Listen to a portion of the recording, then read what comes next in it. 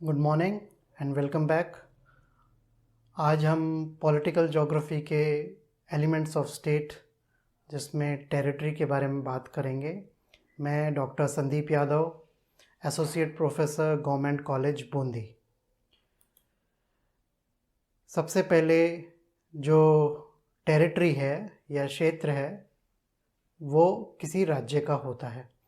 राजनीतिक भूगोल के अध्ययन की राज्य एक महत्वपूर्ण इकाई है, इसलिए इसके स्वरूप की पर्याप्त जानकारी होना आवश्यक है। अंग्रेजी के स्टेट शब्द का अनुवाद राज्य है। विश्व के भिन्न भिन्न भागों के विभिन्न विषयों के विद्वानों ने राज्य को परिभाषित किया है, जिसमें राजनीति शास्त्र के विद्वानों की संख्या अधिक है, जो कि हमारे अध्ययन क्षेत्र का भाग नहीं है। राज्य को अधिकांश भूगोलवेताओं ने एक भौगोलिक इकाई के रूप में मान्यता प्रदान की है तथा राज्य के विविध भौगोलिक पक्षों की राजनीतिक भूगोल के अंतर्गत व्याख्या प्रस्तुत की है। मूडी के अनुसार राज्य क्षेत्र व लोगों से मिलकर बनता है, जो राजनीतिक स्तर पर एक संगठन द्वारा एकता के सूत्र में बंधे होते हैं। State is composed of territory and people bound together by organization on a political level. इसी प्रकार पाउंड्स के अनुसार राज्य वहाँ के लोगों द्वारा प्रभावी ढंग से संगठित किया गया एक राजनीतिक क्षेत्र है, जिसकी स्वयं की सरकार होती है और उसके क्षेत्र पर उसका प्रभावशाली नियंत्रण होता है।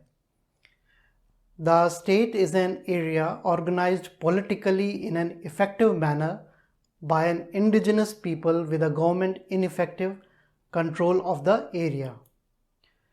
कार्लसन का विचार है कि राज्य का क्षेत्र ग्लोब का वह भाग है जिसकी सीमा में उसकी सर्वोच्च सत्ता होती है तथा वहाँ के लोगों एवं संसाधनों पर शासन होता है। उपयुक्त विद्वानों ने जो परिभाषाएं दी हैं उससे स्पष्ट है कि पृथ्वी तल का राज्य एक अभिन्न अंग है, जिसका अपना स्वयं का क्षेत्र होता है, आकार चाहे छोटा हो चाहे बड़ा हो। साथ ही राजनीतिक सत्ता का होना भी राज्य के लिए आवश्यक है। राज्य प्रशासन के रूप में इसका स्वरूप होता है, जिसका प्रमुख उद्देश्य राज्य के लोगों के हितों की रक्षा करना तथा वहाँ स्थित सभी प्रकार के संसाधनों का नियोजित रूप से उपयोग करना होता है। स्पष्ट है कि राज्यों को केवल मात्र क्षेत्र एवं लोगों का समूह ही नहीं मानना चाहिए, अपितु राज्य का वास्तविक स्वरूप इन दोनों की क्रिया और प्रतिक्रिया में ही निहित है। भौगोलिक वातावरण की विविधता के कारण इनके प्रारूप में भी भिन्नता देखने को मिलती है। इसी कारण विश्व के किन्हीं भी दो राज्यों के मध्य समानता नहीं होकर उनके व्यक्तित्व में भिन्नता देखने को मिलती है। हम सारांश रूप में कह सकते हैं कि भौगोलिक इकाई के रूप में राज्य में तीन तथ्यों यथा क्षेत्र, मानव और राजनीतिक संगठन को शामिल हम करते हैं। ये तीनों तथ्य एक दूसरे से स्वतंत्र नहीं होकर प्रत्येक का अस्तित्व एक दूसरे पर निर्भर करता है। अंततः राज्य का विकास इनके सामूहिक स्वरूप से ही होता है। वर्तमान समय में विश्व के विभिन्न राज्यों में राजनीतिक एवं आर्थिक भिन्नता के लिए भी यही तत्व उत्तरदायी है। राज्य के आवश्यक तत्वों के अंतर्गत मूडी ने क्षेत्र, वहाँ के लोग और राजनीतिक संगठन को शामिल किया है। राज्यों के तत्वों के अध्ययन हम तीन रूपों में या कई रूपों में कर सकते हैं, जैसे राज्य का भूभाग अथवा निर्धारित क्षेत्र, जिसको अब हम पढ़ेंगे, राज्य के लोग या जनसंख्या, राज्य की सरकार, राज्य की संप्रभुता या राज्य का आर्थिक स्वरूप और उसकी संचार एवं परिवहन व्यवस्था। अब राजनीतिक क्षेत्र क्या है? जब कोई भी राज्य पूरी तरह से विकसित संगठित राजनीतिक इकाई के रूप में अस्तित्व में आता है तो वह निश्चित सीमाओं से आवृत क्षेत्रीय इकाई के रूप में होता है। यह क्षेत्रीय इकाई मात्र एक स्थिर इकाई ना होकर एक जीवंत इकाई होती है, जिसमें क्षेत्र का संबंध वहाँ निवास करने वाली जनसंख्या से स्थापित हो जाता है। इसके साथ ही क्षेत्र के प्राकृतिक तत्व व मानवीय तत्व पारस्परिक कार्यात्मक संबंधों का विकास करके क्षेत्रीय इकाई को एक संगठित राजनीतिक इकाई के रूप में विशिष्ट पहचान प्रदान करते हैं। इस तरह इसके अंतर्गत कई प्राकृतिक तत्व हैं जो इसे एक विशिष्ट स्वरूप प्रदान करते हैं। उन तत्वों में निम्न मुख्य हैं। राज्य क्षेत्र के विषय में सबसे पहले हमारे दिमाग में जो सवाल उठते हैं वो ये हैं, राज्य कहाँ है, राज्य कितना बड़ा और राज्य की आकृति कैसी है। तो ये सब सवालों का जवाब हमें मिलता है उसकी अवस्थिति से। राज्य की अवस्थिति उसके भौतिक बनावट का एक महत्वपूर्ण अंग होती है। अवस्थिति से यह स्पष्ट होता है कि राज्य पृथ्वी पर कहाँ स्थित है। पृथ्वी पर राज्य की वास्तविक स्थिति तथा अन्य राज्यों के परिप्रेक्ष्य में सापेक्ष स्थिति का ज्ञान आधुनिक राजनीतिक समस्याओं तथा राजनीतिक अर्थव्यवस्था को समझने एवं निराकरण के लिए आवश्यक है। सामरिक रणनीति निर्धारण में भी इसका महत्वपूर्ण योगदान होता है। अतः भौगोलिक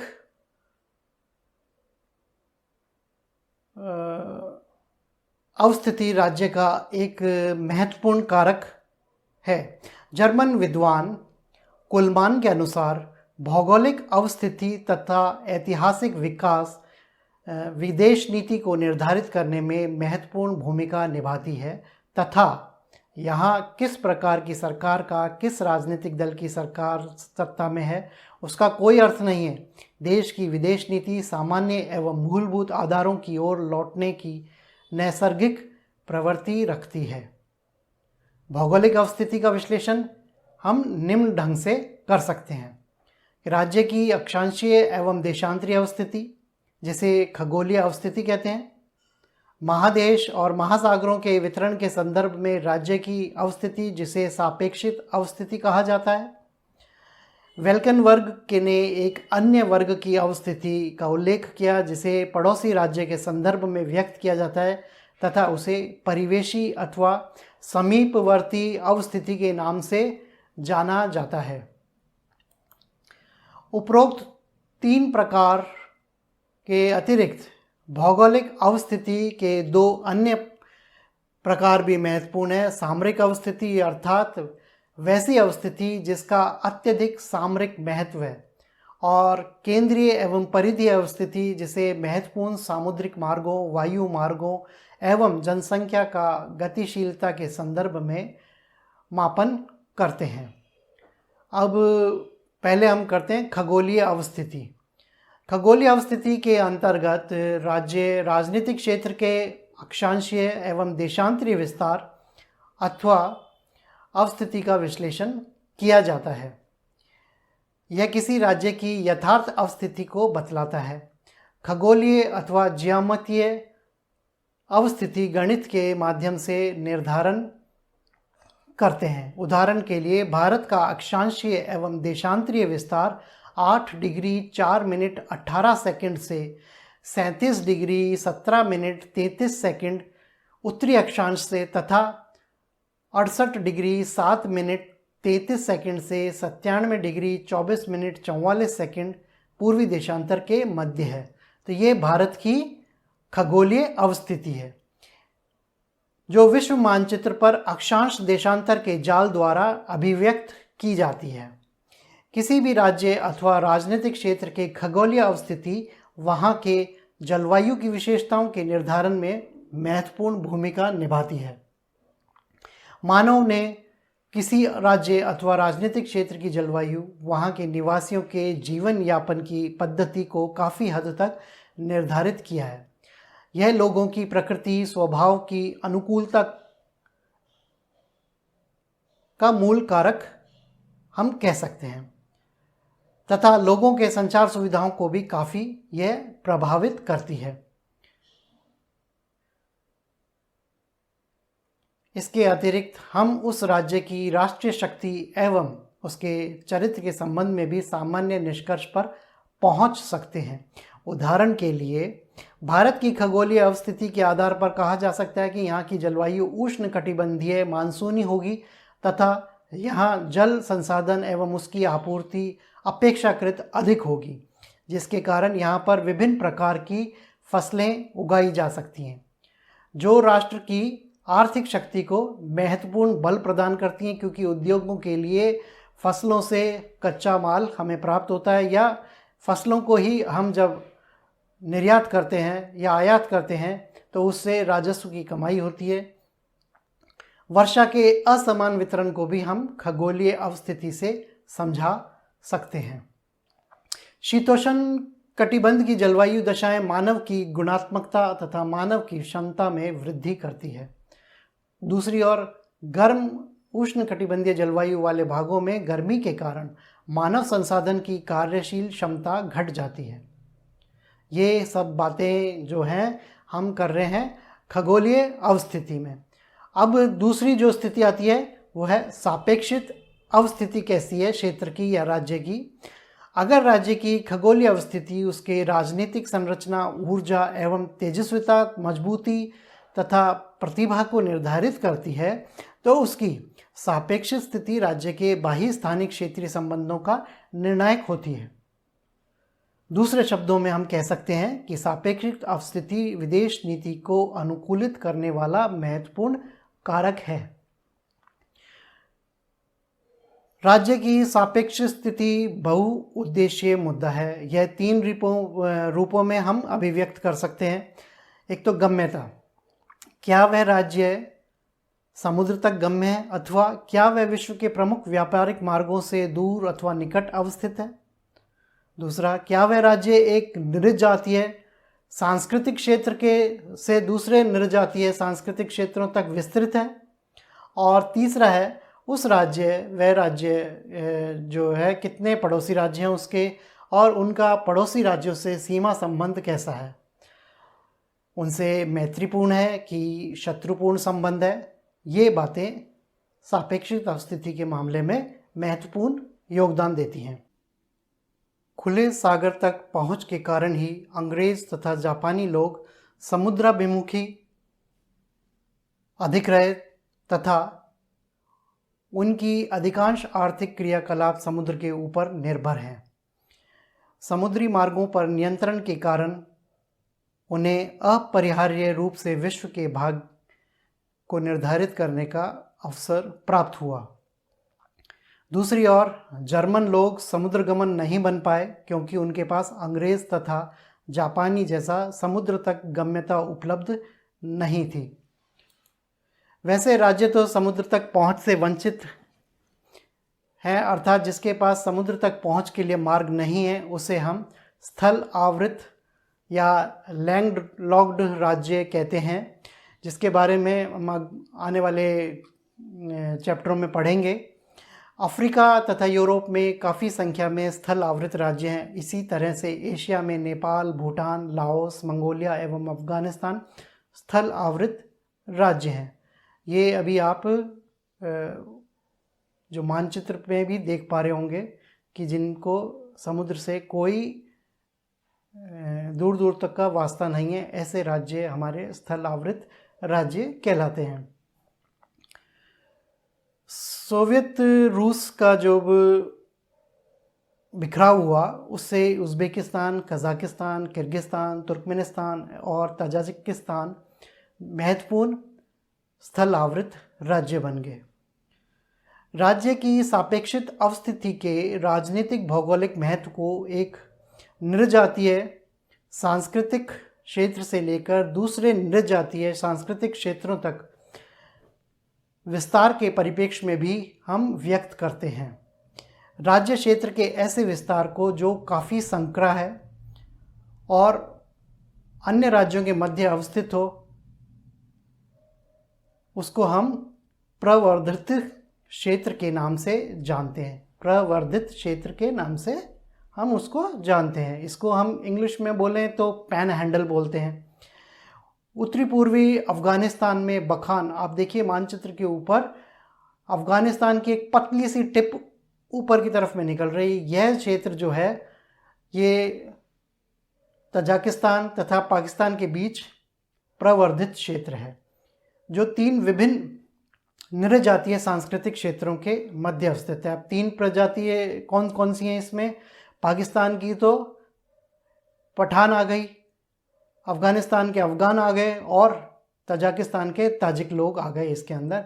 तो मतलब तीनों तरफ से ये अलग अलग जो नस्ल के या प्रजाति की लोग हैं उनसे घिरा हुआ क्षेत्र है ये। तो ये काफ़ी लंबी अवधि तक पृथककारी शक्ति के रूप में कार्य करते हैं। और तीसरी जो स्थिति आती है वो है परिवेशी अवस्थिति। परिवेशी अवस्थिति का मतलब है किसी राज्य के कितने पड़ोसी राज्य हैं जिसके साथ की उभयनिष्ठ सीमा है। परिवेशी अवस्थिति का क्षेत्र विशेष के अंतर राज्य संबंधों तथा राज्य के राजनीतिक प्रारूपों पर महत्वपूर्ण प्रभाव पड़ता है। पड़ोसियों की संख्या पूर्णतः एक प्राकृतिक तत्व है। राज्यों के मध्य उभयनिष्ठ स्थल कमाई तथा प्रकृति, पड़ोसी राज्यों के साथ मित्रतापूर्ण, शत्रुतापूर्ण, तटस्थ अथवा उदासीन संबंध, उसके साथ शक्ति संतुलन, राजनीतिक विचारधारा और राज्य की महत्वाकांक्षा परिवेशी अवस्थिति को निर्धारित करती है। भारत की स्थल सीमा अनेक पड़ोसी राष्ट्रों को साथ मिलती है तथा सभी के साथ कुछ न कुछ क्षेत्रीय विवाद हैं। भारत की विदेश नीति अथवा चीन एवं पाकिस्तान के प्रति दृष्टिकोण का मूल आधार कश्मीर में भारत के विरुद्ध पाकिस्तान चीन गठबंधन या साठगांठ से सदैव प्रभावित रहा है। भारत के विरुद्ध पूर्वाग्रह से ग्रसित धारणा के कारण ही पाकिस्तान कभी भी दक्षिण एशिया की ओर अभिमुख नहीं हो पाया। उसके स्थान पर वह सदैव पश्चिमी एशिया, मध्य पूर्व के मुस्लिम राज्यों की ओर झुकाव लिए रहा, जिसके परिणाम स्वरूप उसके विदेश नीति को बार बार झटका लगता रहा। पाकिस्तान के पूर्वी अंग बांग्लादेश का एक स्वतंत्र तथा संप्रभु राज्य के रूप में उदय दक्षिण एशिया में पाकिस्तान द्वारा अपनाई गई विरोधाभास दृष्टिकोण को स्पष्ट करता है। इस विरोधाभासी दृष्टिकोण का मूल आधार भारत के साथ शक्ति संतुलन स्थापित करने का प्रयास तथा भारत के प्रति शत्रुतापूर्ण दृष्टिकोण है। परिवेशी अवस्थिति में इस तथ्य पर विशेष ध्यान देना होता है कि पड़ोसी राज्यों के बीच संबंध कैसा है। यदि दोनों के बीच संबंध मधुर है तो प्रादेशिक स्तर पर आर्थिक, सामाजिक तथा राजनीतिक क्षेत्रों में विकास संभव हो सकता है। उदाहरण के लिए पश्चिमी यूरोप के विभिन्न देशों के मध्य मधुर संबंध होने के कारण यूरोप साझा बाजार एक सफल संगठन के रूप में विकसित हुआ है। जर्मनी का एकीकरण हुआ, उसके कारण भी जर्मनी की परिवेशी अवस्थिति में परिवर्तन आया और वो शक्ति संतुलन अपने पक्ष में करने में सफल भी रहा। अभी लद्दाख की में जो अपना चीन के साथ चल रहा है उससे संबंधों में कड़वाहट ज़्यादा आई है। फलस्वरूप भारत ने चीन की काफ़ी कंपनियों के जो निविदाएं थी उनको रद्द कर दिया। उसका परिणाम ये भी हुआ कि भारत और चीन के बीच जो व्यापार है उस पर हमें देखने को मिला। अब है सामरिक अवस्थिति। सामरिक अवस्थिति का आशय यह है कि अवस्थिति के धारक राज्य को अपने शत्रु राज्य की अपेक्षा कितनी अधिक सैनिक, आर्थिक एवं राजनीतिक सुविधाएं उपलब्ध हैं। यह अवस्थिति किसी संपूर्ण राज्य अथवा उसके किसी ऐसे अंश अथवा भाग को प्राप्त हो सकती है जो विशेष परिस्थितियों में सामरिक दृष्टि से अत्यंत महत्वपूर्ण हो जाता है। दूसरे शब्दों में ऐसी अवस्थिति में वह भाग एक आधार बन जाता है जहाँ से समुद्र, स्थल अथवा वायु मार्ग पर सशक्त नियंत्रण रखा जा सकता है अथवा उसको सुरक्षित रखने के लिए आसानी से निगरानी रखी जा सकती है। हिंद महासागर में डिएगो गार्सिया टापू एक ऐसा है सामरिक अड्डा है जिसे संयुक्त राज्य अमेरिका ने ग्रेट ब्रिटेन से लिया था। इस पर नियंत्रण के साथ ही संयुक्त राज्य अमेरिका ने हिंद महासागरीय क्षेत्र में सामरिक नियंत्रण प्राप्त कर लिया तथा तटवर्ती राज्यों को डराता रहा।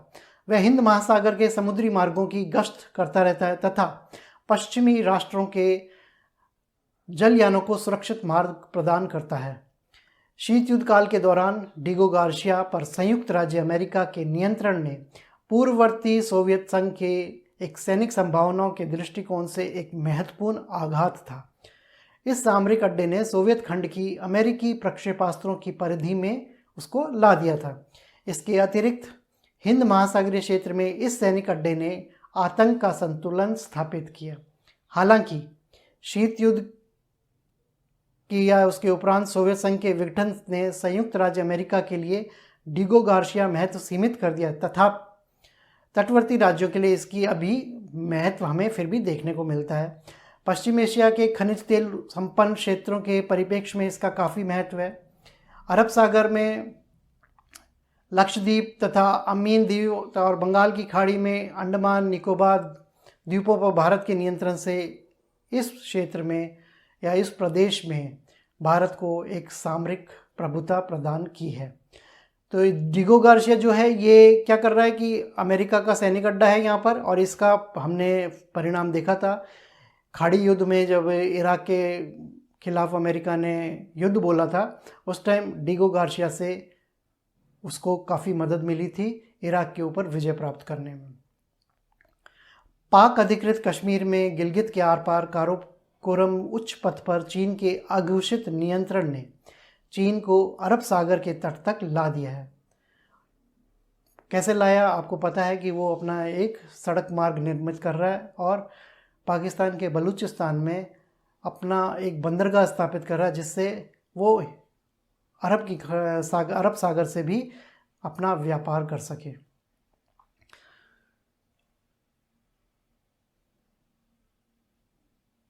इसके अतिरिक्त भारत चीन अंतर्राष्ट्रीय सीमा पर भी अनेक दर्रे सैनिक महत्व के हैं जो प्रवेश द्वार के रूप में हैं, जैसे नाथुला, बुमला, जेलेपा आदि। भारतीय राज्य जम्मू कश्मीर भी अपनी भू सामरिक अवस्थिति के कारण सामरिक महत्व रखता है। अब ये सब हम कर रहे थे सामरिक स्थिति के अंदर, अब हम करेंगे केंद्रीय तथा परिधीय अवस्थिति।